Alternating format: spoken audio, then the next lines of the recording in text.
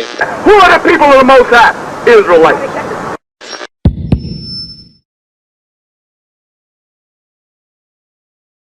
Hey brothers, Shalom. Brakatah Yahweh Yahweh Shai, Brakatah Yahweh Yahweh Shai, the water Yahweh Bashem Yahweh Shai. Here, Brother Elder Ayathan filming, and we were talking about Alexander the Greek and basically his relationship with the Israelites. And we know in the Apocrypha where it says how evils was multiplied, but this happened after the death of Alexander the Great. Because see, Alexander the Great didn't ride down on Jerusalem. You know, we got all this noise in the background, but he didn't come and ride down on Jerusalem when he came into the city. He was actually greeted with respect, and he greeted the high priest with respect. And that's in the history. You have to go into the Josephus. So I'm going to read an excerpt from the Josephus Antiquity of the Jews, book 11, what is it, chapter 8, and I'm going to start about like the fourth paragraph 4. So, and I'm actually jump right to it, because we'll be out here reading all day because there's so much in the Josephus to read. Okay, so it starts here in where Alexander the Greek, it says here, I'm going to about to the middle of paragraph 4. It says, so when Alexander had perceived him kindly, Sanballat, and later on in history when you read on, this guy Sanballat was actually a Persian who actually wanted to build a temple and take the high priest brother and make the high priest brother the priest of that temple, so that way Sanballat's sister could marry him, so that way they could say that they're Israelites. Basically, that's what was going on here. So when Alexander had received him kindly, Sanballat thereupon took courage and spake to him about his present affair. He told him that he had a son-in-law, Manasseh, who was brother to the high priest Jaddua, and that there were many others of his own nation now with him that were desirous to have a temple in the places subject to him, that it would be for the king's advantage to have the strength of the Jews divided into 2 parts, lest when the nation is of one mind and united upon any attempt for invocation, it prove troublesome to kings, as it had formerly proved to the kings of Assyria. Whereupon Alexander gave Sanballat leave to do so, who used the utmost diligence and built the temple and made Manasseh the priest, and deemed it a great reward that his daughter's children should have that dignity. But when the 7 months of the siege of Tyre were over, because Alexander at the time was running the siege over Tyre and Sidon, and he took control of Tyre and Sidon, that's right there along the coast in Israel. He took control of Tyre and Sidon. And it says, and the 2 months of the siege of Gaza, Sanballat died. Now Alexander, when he had taken Gaza, made haste to go up to Jerusalem, and Jaddua the high priest, when he heard that, was in agony and under terror, as not knowing how he should meet the Macedonians, since the king was displeased at the foregoing disobedience. Because prior to what we read here, and you go above, it's a lot of reading, that's why I just didn't read it, but you can go and read it for yourself. Alexander sent word to Jaddua the high priest and said, listen, I know you made a league with Darius, right, to give him rations and give him soldiers. Send the rations, the food, send the food to me, and send the soldiers to me, and I'll basically make a league with you. And Jaddua the high priest replied back to Alexander through a messenger, listen, I promised Darius that I would not go against him while he was in the land of the living. So he couldn't honor what Alexander was asking him. So then Alexander the Greek was pissed off, and he was making his way to go to Jerusalem, but he stopped in Tyre and Sidon and Gaza over there, and he had a war campaign going on there to take control of that area. Then he was headed straight to Jerusalem. So now he's on his way to Jerusalem to go deal with the high priest. So basically the priest, Jaddua, the high priest, was shook. Okay, so the high priest was shook. So it says, since the king was displeased at the foregoing disobedience, he therefore ordained that the people should make supplications and should join with him in offering sacrifice to Yahweh, whom he besought to protect the nation and to deliver them from the perils that were coming upon them. Whereupon Yahweh warned him in a dream, which came upon him after he had offered sacrifice, that he should take courage. He told him, don't be afraid. Don't be shook of Alexander. Take courage and adorn the city and open the gates, that the rest should appear in white garments, but that he and the priests should meet the king in the habits proper to their order, without the dread of any ill consequences, which the providence of Yahweh would prevent. Upon which, when he rose from his sleep, he greatly rejoiced and declared to all the warning he had received from Yahweh, according to which dream he acted entirely, and so waited for the coming of the king. So he woke from the dream that the Most High gave him, and he told the other priests about the dream, and basically he wasn't alarmed no more, because the Most High told him, look, don't worry about it. Everything's going to be okay. Open the gates to the city and let them come in. So now this is the 5th paragraph. And then I'm going to hit some scriptures, but I'm building up to it. It says, and when he understood that he was not far from the city, he went out in procession with the priests and the multitude of the citizens. The procession was venerable, and the manner of it different from that of other nations. It reached to a place called Sapha, which name translated into Greek signifies a prospect. For you have thence a prospect both of Jerusalem and of the temple. And when the Phoenicians and the Chaldeans that followed him thought they should have liberty to plunder the city, so the Phoenicians and the Chaldeans that followed Alexander and that were a part of his army, they were like, okay, good, we're going to get to plunder the Jews, and we're going to torture the high priest and all the other priests. So that's what they thought was about to go down, right? It says that they thought to have liberty to plunder the city and torment the high priest to death, which the king's displeasure fairly promised them. The very reverse of it happened. See, so they thought they was getting ready to go burn down Jerusalem, right? And torture and torment the high priest to death. But the very opposite happened, right? So it says, for Alexander, when he saw the multitude at the distance in white garments, while the priest stood clothed with fine linen, and the high priest in purple and scarlet clothing, with his mitre on his head, having the golden plate whereupon the name of Yahweh was engraved, he approached by himself and adored the name. So Alexander seen the name of Yahweh, and he adored the name Yahweh, and he approached, right? And first saluted the high priest. So Alexander the Greek went to the high priest and he saluted the high priest. The Jews also did all together with one voice salute Alexander. So Alexander saluted Jaddua the high priest, and then the other priests under him in one accord saluted Alexander the Greek, and encompassed him about, whereupon the kings of Syria and the rest were surprised at what Alexander had done, and supposed him disordered in his mind. So they was like, is something going on with Alexander? Is he demented in his mind? We came here to pillage, plunder, and torture the priests and burn the city down, and he's sitting here saluting them? So they looking at Alexander like, is something wrong with him mentally? The men that were with him, right? It says, however, Parmenio alone went up to him and asked him how it came to pass that when all the others adored him, he should adore the high priest of the Jews, to whom he replied. So he told his man, so Alexander says back to his man, I did not adore him, but that Yahweh, who hath honored him with his high priesthood.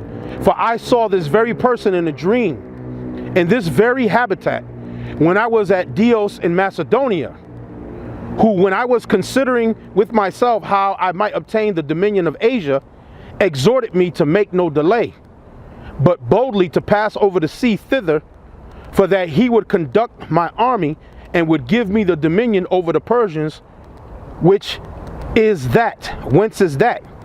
Having seen no other in that habit, and now seeing this person in it, and remembering that vision, and the exhortation which I had in my dream, I believe that I bring this army under the divine conduct, and shall therewith conquer Darius, and destroy the power of the Persians. So Alexander said, listen, I had a dream with this very man in it, and that the Yahweh said that, look, I was going to be given the dominion over the Persians, over Darius.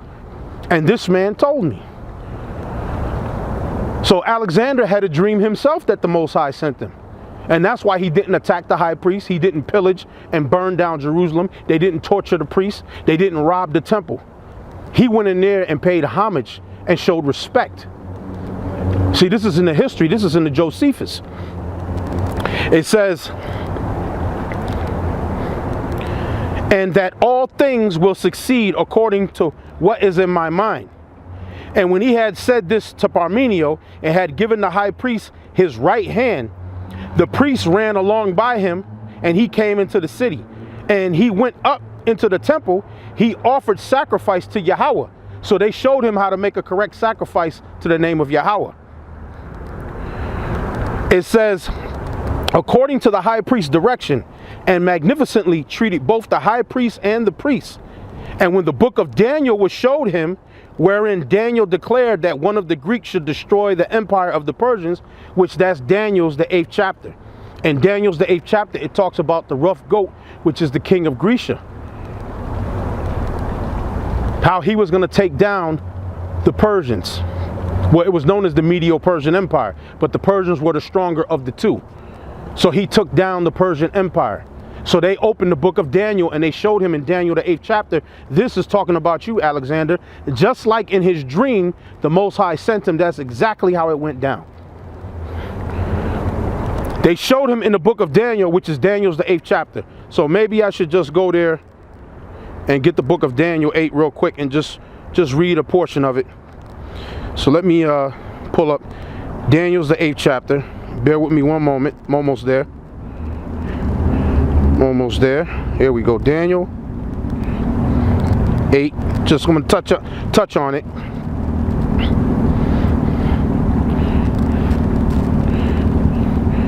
Okay.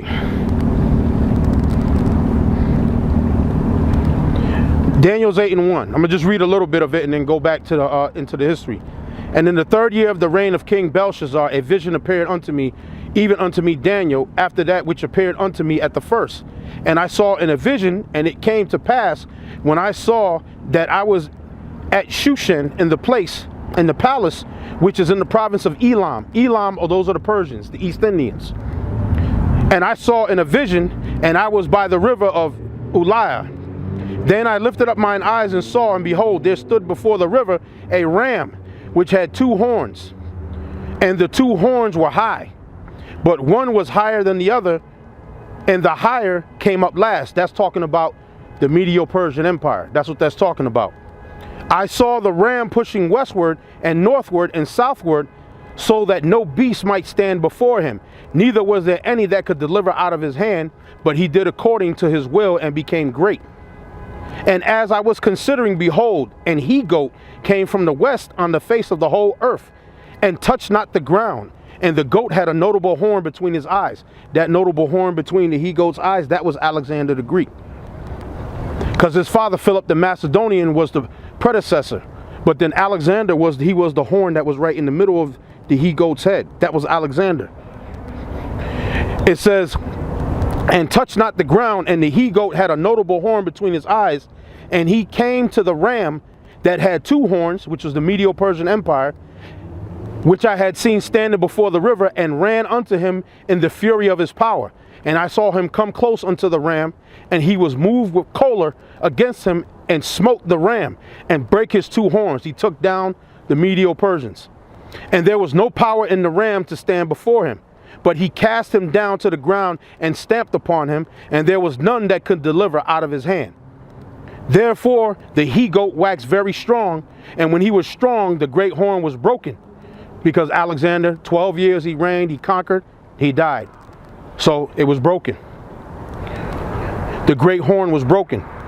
And for it came up 4 notable ones toward the 4 winds of heaven, which his is 4 generals: Ptolemy, Cassander, Seleucus, and Lacemaicus. So that was just to give you a brief understanding of what we were reading here about when the priest showed him in the book of Daniel. This is talking about you. That's what they took him to. They took him to Daniel's the 8th chapter, and they broke it down to him and said, that's you, Alexander. So I'm going to go back into Josephus and read about Alexander. So I'm back in Antiquity of the Jews, book 11, chapter 8, Section, I believe I was in section, there's so much reading, section 5. So let me get back to where I was at. Okay. He conquered the Persians, so we're right here. He offered the sacrifice. Right, it says, and when the books of Daniel were showed him, wherein Daniel declared that one of the Greeks should destroy the empire of the Persians, he supposed that himself was that person intended, like we just read. And as he was then glad, he dismissed the multitude for the present. But the next day he called them to him and bid them ask what favors they pleased of him, whereupon the high priest desired that they might enjoy the laws of their forefathers and might pay no tribute on the 7th year. So he said, listen, what favors do you want of me? He said to the priest, what favors do you need of me? So not only did Alexander come and salute the priest, he went and offered a sacrifice to Yahweh. He saluted the priest. He offered a sacrifice to Yahweh, right? He also said, look, tell me what favors you need of me. He didn't come and ransack the temple and destroy the temple and kill the high priest and do all that. Alexander came with respect. So then he said, listen, this is what I'll do for you. What you need, what favors do you need from me? So this is how Alexander dealt with our people, right? The bullshit happened after his death, like it says in the Apocrypha, and I'll probably get a chance to touch on that later. It says, okay, so the priest had said to him, basically, about the Israelites that are far off, we want them to be able to enjoy the laws of our forefathers and might pay no tribute on the 7th year. He granted all they desired. So Alexander said, okay, you got that.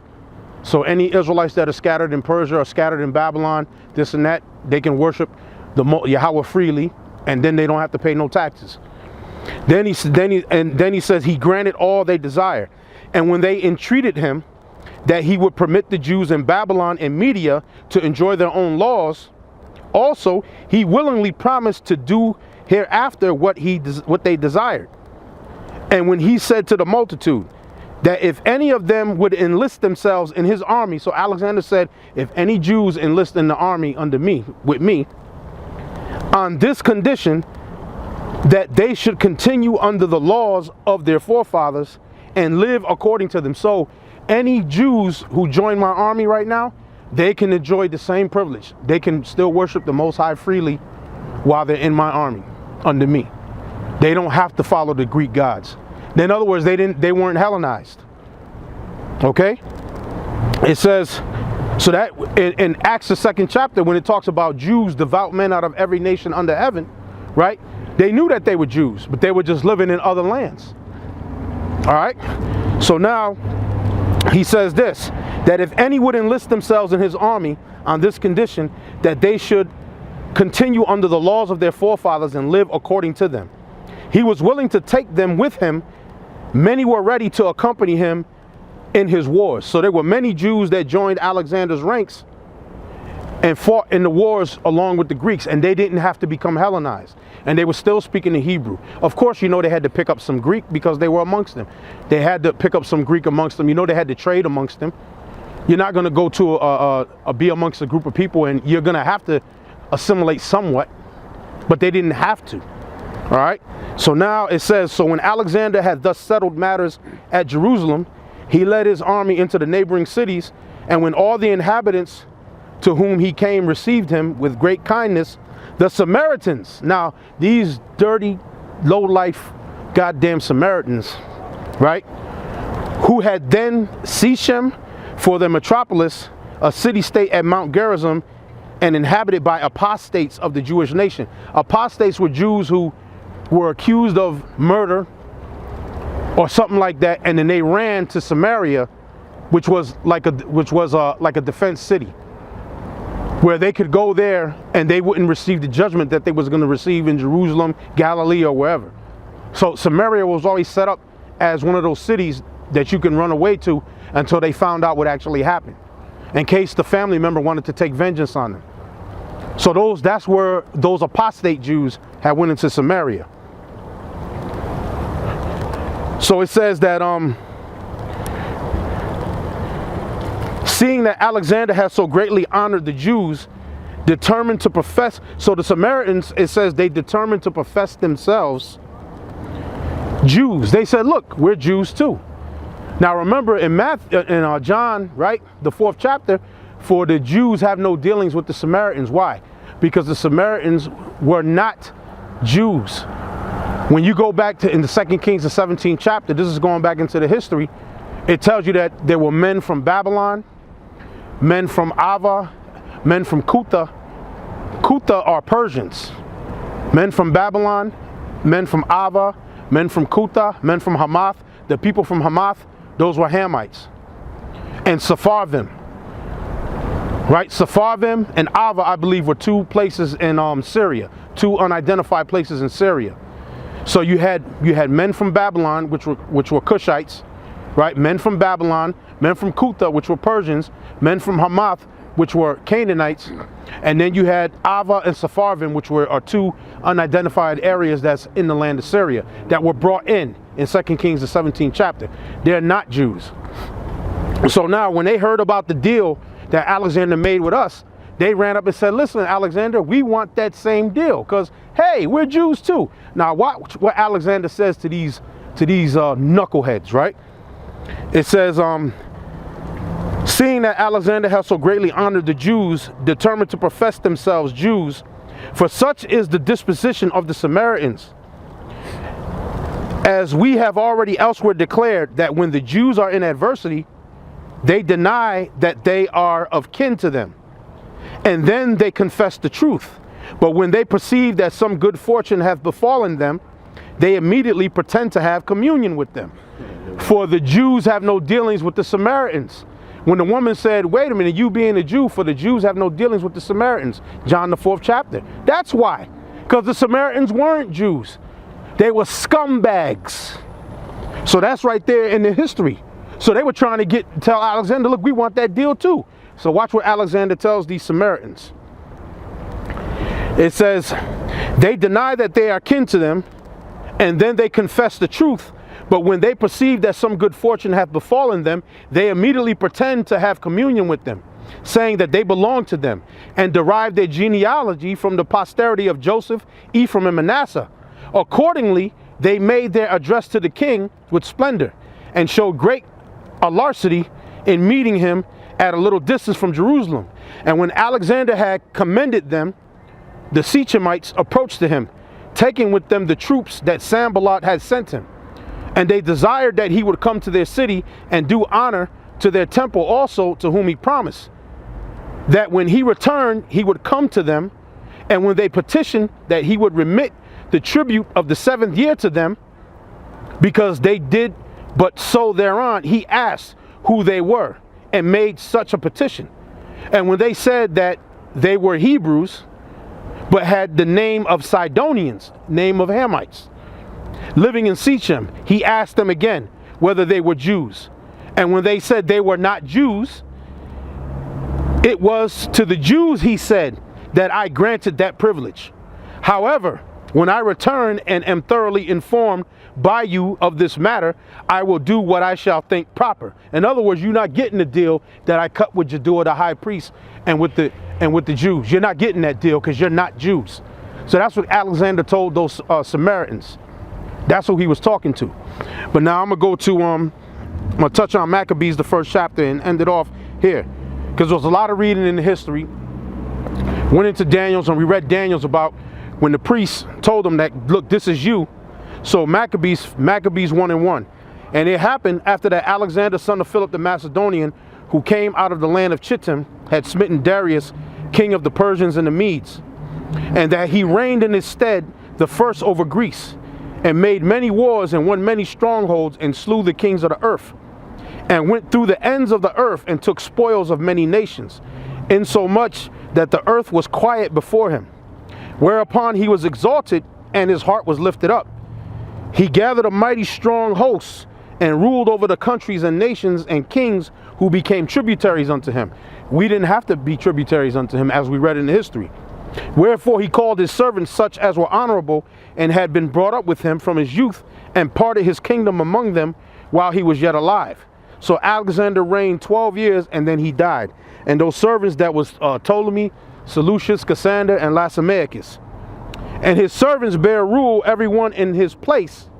And after his death, they all put crowns upon themselves. So did their sons after them many years. And evils were multiplied in the earth. This happened after the death of Alexander. But while Alexander was on the scene, he dealt righteously with the Jews. So that's pretty much what I wanted to talk about and what I wanted to cover. And I'd like to say, Tawada, Yahweh Hashem Yahweh Shai. And I hope you brothers learned something off of this lesson. Didn't try to make it too long, but sometimes I'm long-winded. And I want to say Shalom.